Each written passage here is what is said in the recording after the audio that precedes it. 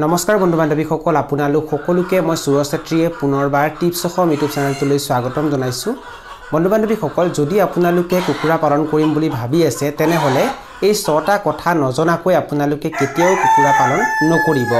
এই বিষয় যদি আপোনালোকে সবিশেষ এই ভিডিওটো জানিব বিচাৰিছে তেনেহলে ভিডিওটো আপোনালোকে প্ৰথমৰ পৰা শেষলৈ ভালকৈ চাব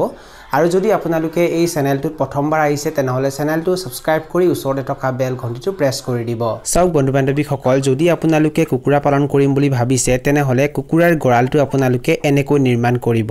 কুকুৰাৰ গৰালৰ বেৰ কেইখন আপোনালোকে এনেকৈ পাতলকৈ নিৰ্মাণ কৰিব যাতে ইয়াৰ পৰা বতাহ সহজতে ইপাৰ সিপাৰ হ'ব পাৰে বহুতেই কি কৰে কুকুৰাৰ গৰালৰ বেৰ কেইখন ডাঠকৈ বুই দিয়ে যাৰ বাবে বতাহ ভালকৈ ইপাৰ সিপাৰ হ'ব নোৱাৰে আৰু কুকুৰাবোৰৰ মাজত বিভিন্ন সমস্যা দেখিবলৈ পোৱা যায় যদি কুকুৰাৰ গৰালটোত বতাহ ভালকৈ ইপাৰ সিপাৰ হ'ব নোৱাৰে তেতিয়া কুকুৰাৰ গৰালটোত এমোনিয়া গেছৰ সৃষ্টি হয় লগতে গৰালটোত ভালকৈ ৰ'দো সোমাব নোৱাৰে যাৰ বাবে কুকুৰাৰ মাজত বিভিন্ন সমস্যা দেখিবলৈ পোৱা যায় আৰু যদি আপোনালোকে কুকুৰাৰ গৰালৰ বেৰ কেইখন পাতলকৈ বুই দিয়ে তেতিয়া বতাহ সহজতে ইপাৰ সিপাৰ হ'ব পাৰে লগতে কুকুৰাৰ গৰালটোত কম বেছি পৰিমাণে ৰ'দো পৰে আৰু যাৰ বাবে কুকুৰাবোৰৰ মাজত বৰ বিশেষ একো সমস্যা দেখিবলৈ পোৱা নাযায় যদি আপোনালোকে কুকুৰা পালন কৰিম বুলি ভাবিছে তেনেহলে দ্বিতীয়তে আপোনালোকে তাপমানৰ ওপৰত গুৰুত্ব দিব লাগিব চাওক বন্ধু বান্ধৱীসকল গৰমৰ দিনত গৰম বেছিকৈ হয় আৰু যদি আপোনালোকে আবদ্ধ পদ্ধতিত কুকুৰা পালন কৰে 24 ঘণ্টাই যদি আপোনালোকে কুকুৰাবোৰক ফাৰ্মত ৰাখি পোহপাল দিয়ে তেনে অৱস্থাত কি হয়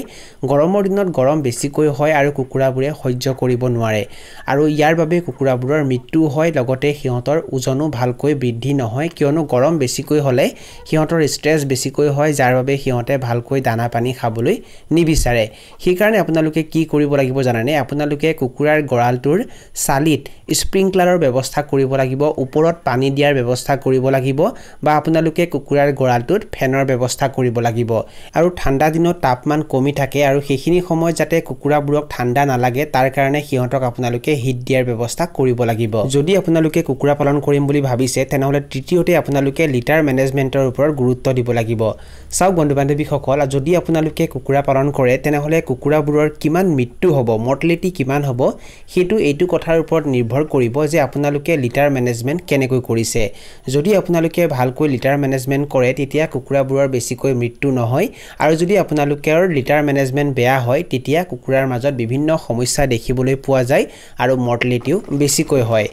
যদি আপোনালোকে মজিয়াত ধানৰ ভুচি বা কাঠৰ গুৰি পাৰি দিয়ে তেতিয়া গৰমৰ দিনত ধানৰ ভুচি বা কাঠৰ গুৰি সোনকালে হেমেকি যায় আৰু যেতিয়া ধানৰ ভুচি বা কাঠৰ গুৰিখিনি হেমেকি যায় বা ভিজি যায় তেতিয়া তাৰ পৰা এমোনিয়া গেছৰ সৃষ্টি হয় সেই কাৰণে আপোনালোকে সেই ধানৰ ভুচি বা কাঠৰ গুৰিখিনি প্ৰতিদিনেই ৰেকিং কৰিব লাগিব মানে উলটপলট কৰিব লাগিব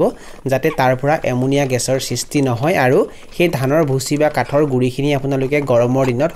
সোনকালে সলনি কৰি দিব লাগিব বহুতেই কি কৰে ধানৰ ভুচি বা কাঠৰ গুৰিখিনি বহু দিনলৈ সলনি নকৰে যাৰ বাবে কুকুৰাৰ গৰালটোত এমোনিয়া গেছৰ সৃষ্টি হয় আৰু তাৰ ফলত কুকুৰাৰ মাজত বিভিন্ন সমস্যা দেখিবলৈ পোৱা যায় আৰু সিহঁতৰ মৃত্যু হয় যদি আপোনালোকে কুকুৰা পালন কৰিম বুলি ভাবিছে তেনেহলে 4 নম্বৰতে কুকুৰাৰ ফাৰ্মখন আপোনালোকে এনেকুৱা ঠাইত কেতিয়াও নিৰ্মাণ নকৰিব য'ত কল কাৰখানা থাকে য'ত যান বাহন বেছিকৈ অহা যোৱা কৰে য'ত জনসমাগম হয় বা য'ত বেছিকৈ হুলস্থুল হয় তেনেকুৱা ঠাইত আপোনালোকে কেতিয়াও কুকুৰাৰ ফাৰ্ম নিৰ্মাণ নকৰিব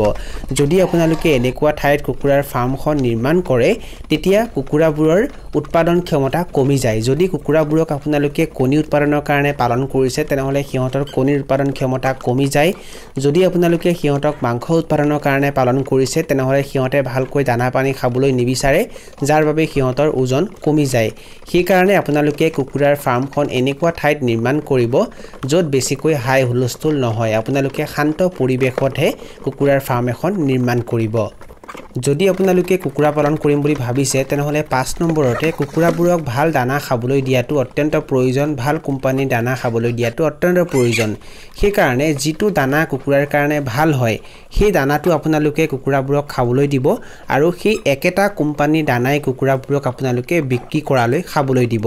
যদি আপোনালোকে দানা সলনি কৰি থাকে তেতিয়া কুকুৰাবোৰে দানা ভালকৈ খাবলৈ নিবিচাৰে সেই কাৰণে এবাৰ আপোনালোকে যিটো কোম্পানীৰ দানা ব্যৱহাৰ কৰে তাৰ পাছতো আপোনালোকে সেই দানাই ব্যৱহাৰ কৰিব মানে কুকুৰাবোৰক যেতিয়া আপোনালোকে ফাৰ্মত ভৰাব তেতিয়াৰ পৰা কুকুৰাবোৰক আপোনালোকে যেটো কোম্পানী দানা খাবলৈ দিব সিহঁতক বিক্ৰী কৰালৈ সেই দানাটোৱে সিহঁতক খাবলৈ দিব যদি আপোনালোকে কুকুৰা পালন কৰিম বুলি ভাবিছে তেনেহলে 6 নম্বৰতে বেলেগ বেলেগ বয়সৰ কুকুৰাবোৰক আপোনালোকে বেলেগ বেলেগ বাচন বৰ্তনত দানা পানী খাবলৈ দিব মানে বয়স অনুসৰি কুকুৰাবোৰক দানা পানী দিয়াৰ বাচন বৰ্তনবোৰ আপোনালোকে খলনি কৰিব যেতিয়া আপোনালোকে এদিনীয়া কুকুৰাৰ পোৱালি ফাৰ্মত ভৰাব তেতিয়া প্ৰথম দুদিনমান সিহঁতক বাতৰি কাকতত দানা পানী খাবলৈ দিব কিয়নো প্ৰথম কেইদিনমান সিহঁতে বাচনত দানা খাবলৈ নাজানে আৰু সেইখিনি সময়ত যদি সিহঁতক আপোনালোকে বাচনত দানা খাবলৈ দিয়ে তেতিয়া সিহঁতে বাচনত দানা খাবলৈ নোৱাৰে যাৰ বাবে সিহঁতবোৰ দুৰ্বল হৈ যায় যদি আপোনালোকে বাতৰি কাকতত দানা নিদিয়ে বাচনত দানা দি দিয়ে প্ৰথম দুদিনমান তেতিয়া সিহঁতে দানা খাব নোৱাৰে যাৰ বাবে সিহঁতবোৰ দুৰ্বল হৈ যায় আৰু সিহঁতৰ মৃত্যু হয় আৰু সেই কাৰণে প্ৰথম দুদিনমান সিহঁতক আপোনালোকে বাতৰি কাকতৰ ওপৰত দানা খাবলৈ দিব আৰু পানী আপোনালোকে সৰু ড্ৰিংকাৰত সিহঁতক খাবলৈ দিব বহুতেই কি কৰে ডাঙৰ ড্ৰিংকাৰত কুকুৰাৰ পোৱালিবোৰক পানী খাবলৈ দিয়ে যদি ব্ৰইলাৰৰ পোৱালি থাকে তেতিয়া ডাঙৰ ড্ৰিংকাৰত পানী খাবলৈ দিলেও একো অসুবিধা নহয় কিন্তু লোকেল বা সোণালী কুকুৰাৰ পোৱালিবোৰক যদি আপোনালোকে প্ৰথমতে ডাঙৰ ড্ৰিংকাৰত পানী খাবলৈ দিয়ে তেতিয়া কি হয় জানেনে পোৱালিবোৰ সৰু থাকে আৰু সেই ড্ৰিংকাৰত সিহঁতবোৰ সোমাই যায় পানীত সিহঁতবোৰ ডুব যায় যাৰ বাবে সিহঁতৰ মৃত্যু হয় সেই কাৰণে সিহঁতবোৰ যেতিয়া সৰু থাকে তেতিয়া সৰু পোৱালিক যিবোৰ ড্ৰিংকাৰত পানী খাবলৈ দিয়া হয় তেনেকুৱা ড্ৰিংকাৰতহে সিহঁতক পানী খাবলৈ দিব আৰু যেতিয়া আপোনালোকে কুকুৰাৰ পোৱালিবোৰ ব্ৰুডিং কৰে তেতিয়া আপোনালোকে এটা কথা নজৰ কৰিব একেটা বেটছৰ কিছুমান পোৱালি বহুত ডাঙৰ থাকে আৰু কিছুমান বহুত সৰু হয় আৰু কিছুমান দুৰ্বল হয় আৰু সেই দুৰ্বল আৰু সৰু পোৱালিবোৰক আপোনালোকে সেই ডাঙৰ পোৱালিবোৰৰ লগত একেলগে দানা পানী খাবলৈ নিদিব সিহঁতক বেলেগকৈ ৰাখিব সিহঁতক বেলেগকৈ ৰাখি আপোনালোকে দানা পানী খাবলৈ দিব যদি আপোনালোকে সিহঁতক একেলগে ৰাখি দিয়ে তেতিয়া ডাঙৰ পোৱালিবোৰে সৰু পোৱালিবোৰক ভালকৈ দানা পানী খাবলৈ নিদিয়ে যাৰ বাবে সিহঁতবোৰ আৰু দুৰ্বল হৈ যায় আৰু সিহঁতৰ মৃত্যু হয় বন্ধু বান্ধৱীসকল এইখিনি আছিল কিছু তথ্য মই আপোনালোকক জনালো আৰু যদি আপোনালোকে ভিডিওটো চাই ভাল পালে আৰু ভিডিওটোৰ জৰিয়তে কিবা এটা শিকিব পাৰিছো বুলি ভাবে তেনেহলে অনুগ্ৰহ কৰি ভিডিওটো লাইক কৰি দিব আৰু যিমান পাৰে ভিডিওটো নিজৰ বন্ধুবৰ্গৰ মাজত আৰু পৰিয়ালবৰ্গৰ মাজত শ্বেয়াৰ কৰি দিব এই ভিডিওটো এইখিনিতে সামৰণি মাৰিছো ধন্যবাদ